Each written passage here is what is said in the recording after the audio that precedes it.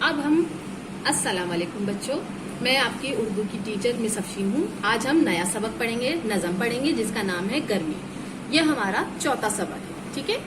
گرمی کا ہے زمانہ، تم دھوپ میں نہ جانا، آتا ہے یوں پسینہ، دوبھر ہوا ہے چینا، دوپہر کو نہ نکلو، لو لگ نہ جائے تم کو، باہر جو گھر سے نکلو، پانی بہت سا پی لو۔ گرمی اگر ہوئی بھی پھر لو نہیں لگے گی، آئس کریم کھاؤ، شربت پیو پلاؤ، ککڑی بھی آ رہی ہے، مخلوق کھا رہی ہے، باغوں میں آم آئے، سب نے خوشی سے کھائے۔ یہ نظم ہماری اردو کی کتاب سے لی گئی ہے، اس کے شاعر عنایت علی خان ہیں۔ اس میں گرمی سے متعلق بتایا جا رہا ہے کہ جب گرمی ہوتی ہے بہت زیادہ تو ہمیں گھر سے باہر نہیں نکلنا چاہیے۔ جب ہم گھر سے باہر نکلتے ہیں تو ہمیں پسینہ آتا ہے، بہت زیادہ مشکل ہو جاتا ہے گھر سے باہر نکلنا۔ اس لیے جب بھی گرمی ہو تو گھر میں رہنا چاہیے، زیادہ سے زیادہ پانی پینا چاہیے تاکہ ہمیں لو نہ لگ جائے۔ ہمیں خیال رکھنا چاہیے کہ ہم گرمی کے دنوں میں ایسی چیزیں کھائیں جو ہمارے لیے فائدے مند ہیں، ہلکی چیزیں کھائیں، بھاری چیزیں مطلب سبزیاں کھائیں جس میں ککڑی ہے، کھیرا ہے، آئس کریم زیادہ سے زیادہ کھائیں، پانی زیادہ سے ان سب چیزوں سے ہمیں گرمی نہیں لگے گی۔ اور ہم جب دھوپ میں نکلتے ہیں تو ہمیں پسینہ آتا ہے، یہ بھی ہمارے لیے صحیح نہیں ہے، اس لیے ہمیں بہت زیادہ گرمی میں اپنے گھروں میں رہنا چاہیے۔ اور آم، باغوں میں آم آئے، سب نے خوشی۔ آم گرمی کے موسم کا ایک بہترین پھل ہے، یہ اس موسم میں آتا ہے اور جو ہم بچوں میں سے ہم سب لوگ بہت شوق سے کھاتے ہیں۔ دیکھو بہت سے لڑکے چھٹی کے روز تڑکے نہروں پر جا رہے ہیں، جا کر نہا رہے ہیں، کھیرے اڑا رہے ہیں، تربوز کھا رہے ہیں، تم بھی چلو نہانے، مر جائیں گرمی تانے۔ گرمیوں میں بہت سے لوگ پانی میں جا کے نہاتے ہیں، صبح اٹھ جاتے ہیں کیونکہ گرمی ہوتی ہے، کسی کا بھی سونے کا دل نہیں چاہتا، نہروں پہ چلے جاتے ہیں، سی ویو چلے جاتے ہیں، پانی کی جگہ پہ جاتے ہیں اور نہاتے ہیں اور خوب مزہ مستی کرتے ہیں تاکہ گرمی کم سے کم لگے۔ اور ایسی چیزیں کھاتے ہیں جیسے کھیرا جو ہے سب سے ہلکا پھل ہے، تربوز ہلکا ہے، خربوزہ ہے، آم ہے، یہ سب چیزیں کھا کے، جیسے پہلے میں نے بتایا کہ ہلکی چیزیں کھانے چاہیے، شربت پینا چاہیے، ہمیں ہر وہ کام کرنا چاہیے جس سے ہمیں گرمی کم لگے۔ نہانا چاہیے، نہانے سے گرمی بہت کم لگتی ہے، باہر تو بالکل بھی پھر نہیں نکلنا چاہیے، اور اگر باہر نکلے بھی تو ایسی جگہ جائیں جہاں ہم اپنے آپ کو آرام دہ محسوس کریں۔ پیڑوں پہ سب پرندے بیٹھے ہوئے ہیں چھپ کے، جو دھوپ گرمیوں کی ہے جسم کو جلاتی، یہ کام بھی ہے آتی، غلہ بھی ہے پکاتی، دیتی ہے گرچہ زحمت، پر ہے خدا کی نعمت۔ جس طرح سے ہم انسانوں کو گرمی کی جو دھوپ ہوتی ہے پریشان کرتی ہے، اسی طرح سے اللہ تعالیٰ کی ہر مخلوق کو یہ دھوپ پریشان کرتی ہے۔ اس لیے جب دھوپ نکلتی ہے پرندے درختوں میں پتوں کے پیچھے چھپ کر بیٹھ جاتے ہیں، جانور بھی ایسی ٹھنڈی جگہ ڈھونڈتے ہیں جہاں ان کو ٹھنڈک لگے، درختوں کی چھاؤں میں بیٹھ جاتے ہیں یا غاروں کے اندر بیٹھ جاتے ہیں جہاں ان کو ٹھنڈک لگے، کیونکہ یہ دھوپ جسم کو جلاتی ہے، گرمی دیتی ہے، پسینہ آتا ہے اور جہاں یہ دھوپ ہمیں نقصان پہنچاتی ہے تھوڑا بہت، اسی طرح سے یہ ہمارے لیے فائدے مند بھی بہت ہے۔ بہت سے بیج، بہت سے پودے اس گرمی کی تپش سے باہر نکلتے ہیں۔ ہم بیج زمین میں لگاتے ہیں تو بہت سے بیج ایسے ہیں جو گرمی کی تپش سے باہر نکلتے ہیں، بڑے نکلتے ہیں، یعنی بیج گرمی کی دھوپ سے وہ پھوٹ جاتا ہے، نیا پودا نکلتا ہے، جس میں سرفیز گیہوں ہے، گندم ہے، اور بھی بہت سارے ایسے پودے ہیں جو صرف گرمیوں میں دھوپ کے سیزن میں نکلتے ہیں۔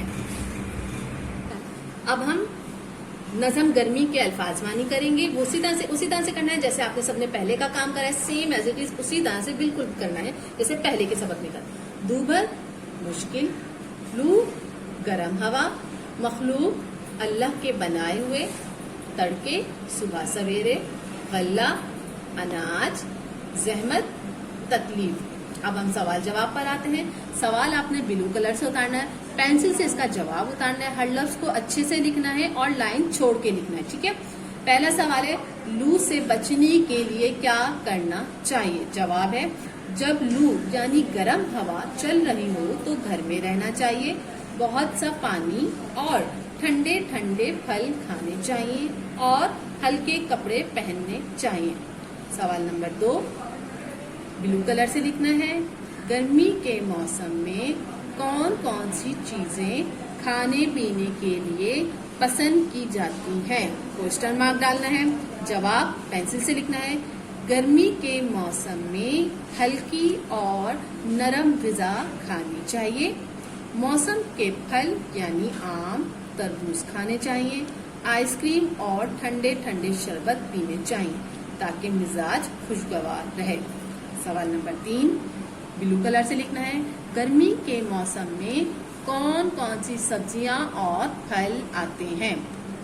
जवाब, गर्मी के मौसम में खीरा, ककड़ी और फलों में आम, तरबूज, आड़ू, फालसे और जामुन आते हैं।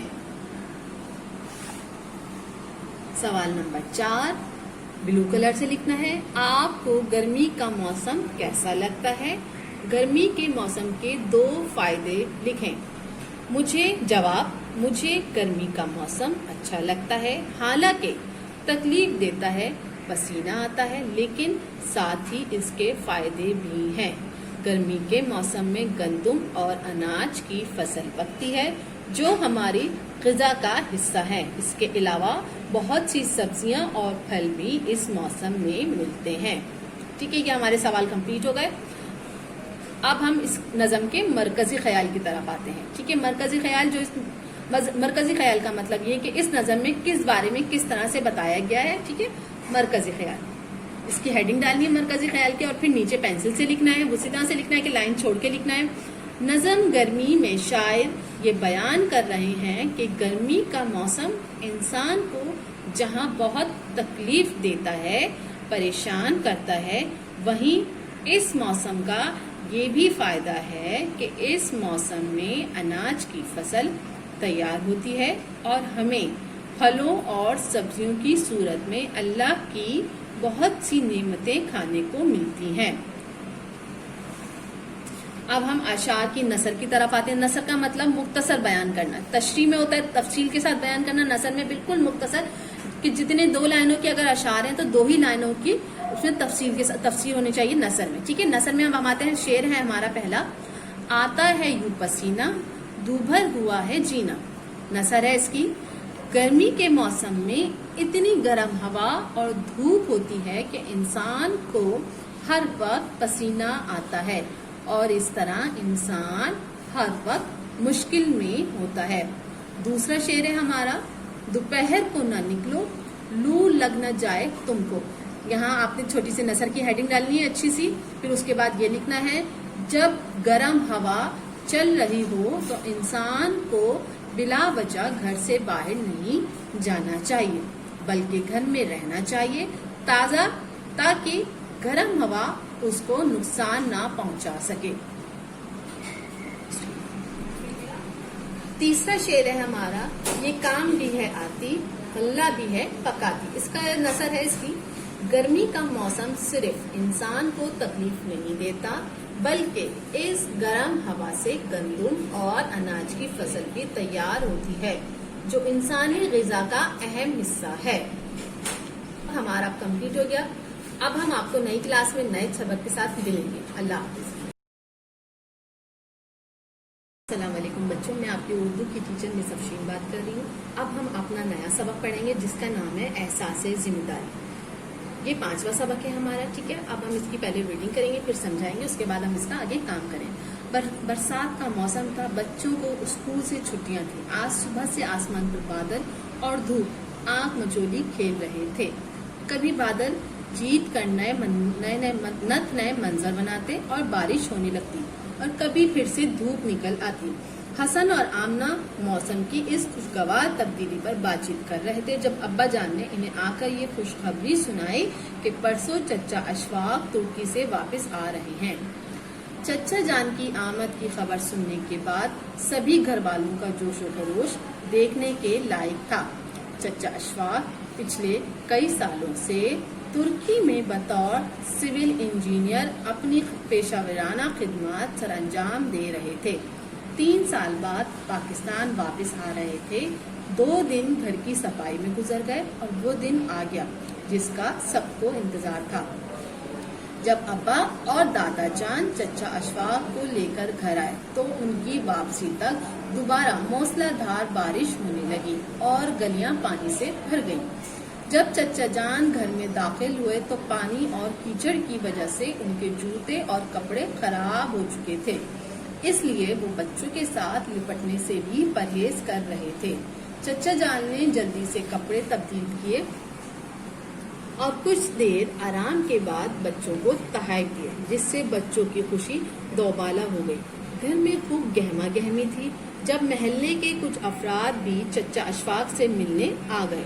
چچا اشفاق نے سب مہمانوں کو سلام کیا، ان کا حال دریافت کیا اور کافی دیر تک سب لوگ اکٹھے بیٹھے باتیں کرتے رہے۔ باتوں باتوں میں برسات کے موسم کا ذکر آیا تو چچا اشفاق حسن کے ابا کو مخاطب کرتے ہوئے بولے، بھائی جان، ہمارے محلے کی گلیوں کا حال دیکھ کر بہت دکھ ہوا۔ ایک تو برسات کے موسم، دوسرا مسئلہ یہ کہ پانی کے نکاس کا کوئی انتظام تک نہیں، نالیاں، سیویج اور گلیوں کی مرمت کی طرف کسی نے کبھی توجہ نہیں دی۔ کیا؟ ایک ہمسائے نے بات کاٹتے ہوئے کہا، اشفاق بھائی، اس سلسلے میں ہم نے کئی بار علاقے کے سرکردہ افراد سے بات کی ہے، لیکن ان کے پاس فرصت ہی نہیں کہ وہ ہمارے علاقے کی طرف بھی توجہ دے سکیں۔ کسی سے سوال کرنے کے بجائے آپ لوگ خود کوشش کیوں نہیں کرتے بھائی صاحب؟ چچا اشفاق نے لوگوں سے پوچھا، ہم خود یہ کام کیسے کر سکتے ہیں؟ ایک ہمسائے نے حیران ہو کر سوال کیا۔ چچا اشفاق نے وہاں موجود سبھی لوگوں پر نظر ڈالی اور کہنے لگے، دیکھو بھائیوں، ہم ایک ترقی پذیر ملک کے باشندے ہیں، ہمیں کوشش کرنی چاہیے کہ ہم خود اپنے پیروں پہ کھڑے ہو سکیں۔ چچا جان کی باتیں سن کر 2-3 محلے دار ہم آواز اٹھے، بولے، وہ کیسے؟ جواب میں چچا اشفاق صاحب نے کہا کہ وہ ایسے کہ اگر ہم اہل محلہ کو اکٹھا کر کے اس بات پر قائل کر لیں کہ یہ ہمارا علاقہ ہے، ہم یہاں کے باسی ہیں، تو کیوں نہ ہم امداد باہمی کے ذریعے سے اپنے علاقے کے لیے کچھ کریں۔ اس پر حسن کے ابو نے پوچھا، لیکن ہم یہ کام کیسے کر سکتے ہیں؟ آخر ہمیں بھی تو کچھ پتا چلے۔ چچا جان نے ان سب کی طرف مسکراہٹ بھری نظروں سے دیکھتے ہوئے کہا، بھائی جان، بات تو سیدھی اور صاف ہے کہ ہمیں خود ہی اپنی ذمہ داری کو سمجھنا چاہیے۔ دنیا میں ہمیشہ وہی ممالک ترقی کرتے ہیں جن کے باشندے امداد باہمی کے ذریعے سے اپنے کاموں کو سنوارتے ہیں۔ ہم جب بیرون ملک جا کر دیکھیں تو پتہ چلتا ہے کہ وہاں کی ترقی میں اداروں اور حکومتوں سے زیادہ خود عوام کا ہاتھ ہے۔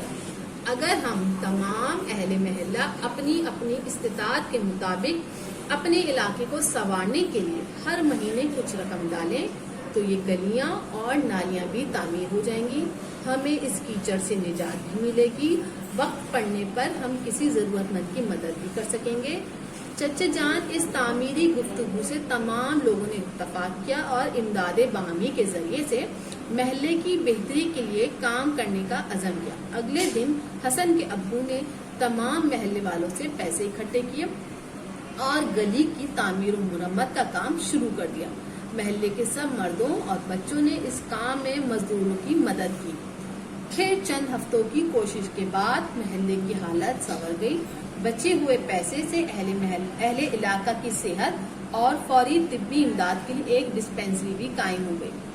اس سبق میں ہمیں یہ بتایا جا رہا ہے کہ ہم اپنی مدد آپ کے تحت کس طرح سے اپنے علاقے کو، اپنے ارد گرد کے محلے کو بھی کس طرح سے صاف کر سکتے۔ ہم ہمیشہ دوسروں کے پاس کو ہم نہیں کہہ سکتے کہ ہاں وہ آئے اور ہمارا محلہ صاف کریں۔ جو ترقی پذیر ممالک ہوتے ہیں وہ وہاں کے باشندے اپنی مدد آپ کے تحت زیادہ تر کام کرتے ہیں، وہاں پر حکومت کے اوپر ذمہ داری نہیں ڈالتے کہ ہاں حکومت آئے گی تو کرے گی، بلکہ خود انہوں نے اپنی ایسی کمیٹیاں بنائی ہوئی ہیں کہ جہاں پہ وہ کمیٹیاں اس کاموں کے لیے، ہر چیز کے لیے ایک الگ کمیٹی ہے کہ محلے کی صفائی کے لیے الگ، غریبوں کی مدد کرنے کے لیے الگ، ایک الگ سے کمیونٹی۔ ہمیں بھی اسی طرح سے اپنے محلے میں ایک کمیونٹی بنانی چاہیے۔ چچا اشفاق نے وہاں کے لوگوں کو سمجھایا اور یہ بات ہمارے لیے بھی ہے کہ ہمیں بھی اپنے علاقے کو صاف ستھرا رکھنے کے لیے ایک ایسی کمیٹی بنانی چاہیے جس میں ہر گھر سے کچھ پیسے لیے جائیں، ان پیسوں کو جمع کر کے اپنے علاقے کو صاف ستھرا کیا جائے، جمع دار لگوائے جائیں جو روز کا روز کچرا اٹھا کے لے کے جائیں، آپ کا علاقہ صاف ستھرا رہے۔ اگر کہیں سے ٹوٹ پھوٹ کا کوئی شکار ہے، ان پیسوں سے وہ ٹوٹ پھوٹ کی مرمت کی جائے اور جو باقی پیسے بچ جائیں اس سے کسی غریب کی مدد کی جائے جو لاچار ہو، اپنی مدد نہیں کر سکتا، یا کسی بیماری کے وقت ایسی کہ جب گندگی ہوتی ہے یا بارش ہوتی ہے تو وہ مچھر ہو جاتے ہیں، اس طرح کی اس میں ہم طبی امداد ایک دوسرے کی کر سکیں۔ اس سبق میں ہمیں جو سمجھا مجھے اچھی طرح سے اندازہ ہے کہ آپ سب کو اس بات کا سمجھ میں آ گئی کہ ہمیں دوسروں پر انحصار نہیں کرنا چاہیے، اپنی مدد آپ کے تحت اپنے علاقے کو صاف کرنا چاہیے. صفائی سے متعلق ہر انسان کی ذمہ داری، حتیٰ کہ اگر ہم جا رہے ہیں راستے میں ہمیں پتھر پڑا ہوا ملا تو ہمیں اس کو بھی سائڈ میں کر دیں. یہ نہیں سوچنا چاہیے کہ ہمارے پیچھے جو آ رہا ہے وہ آ کے ہٹا دے گا اور ہم آگے بڑھ جائیں. نہیں، ہم جب تک خود اپنے لیے کوشش نہیں کریں گے کوئی ہمارے لیے کوشش نہیں کر سکتا. اب ہم احساس ذمہ داری کا کام شروع کرتے ہیں، جس میں سب سے پہلے الفاظ مانی. لائن ڈرا کر کے اوپر الفاظ لکھنے، ایک سائڈ میں معنی لکھنے. الفاظ والی لائن کو آپ نے بلو کلر سے لکھنا ہے، یہ آپ نے پینسل سے لکھنا ہے. ہمارا پہلا لفظ ہے نت، نئے، نئے نئے، سبھی سب، موسلا دھار لگاتار، پرہیز بچنا، دوبالا بڑھنا زیادہ ہونا، گہما گہمی رونق، دریافت کرنا پوچھنا، عکاس نکلنا، مرمت بنانا، سرکردہ کام کرنے والے، باشندے کسی جگہ کے رہنے والے، اہل محلہ محلے میں رہنے والے، قائل کرنا منوانا، باسی رہنے والے، امداد باہمی آپس کی مدد، استطاعت حیثیت، عزم ارادہ. اب ہم سوال جواب کی طرف آ جاتے ہیں. پہلا سوال بلو کلر سے لکھنا ہے. چچا جان نے بچوں سے لپٹنے سے گریز کیوں کر رہے تھے؟ Question mark. جواب پینسل سے لکھنا ہے. برسات کے موسم میں لگاتار موسلادھار بارش ہونے کی وجہ سے گلیاں پانی سے بھر گئیں اور گھر میں بھی پانی اور کیچڑ ہو گئی، جس سے چچا جان کے جوتے اور کپڑے خراب ہو گئے. اسی وجہ سے وہ بچوں سے لپٹنے سے گریز کر رہے تھے. سوال نمبر 2 بلو کلر سے لکھنا ہے. چچا جان نے کس بات پر دکھ کا اظہار کیا؟ Question mark. جواب پینسل سے لکھنا ہے. چچا جان کو اپنے محلے کی گلیوں کو دیکھ کر بہت دکھ ہوا کہ برسات کے موسم میں پانی کے نکاس کا کوئی انتظام نہیں ہے، گلیاں ٹوٹی پھوٹی ہیں، ان کی مرمت کا کوئی انتظام نہیں ہے اور علاقے کی صفائی ستھرائی پر کوئی توجہ نہیں دی جاتی. سوال نمبر 3 بلو کلر سے لکھنا ہے.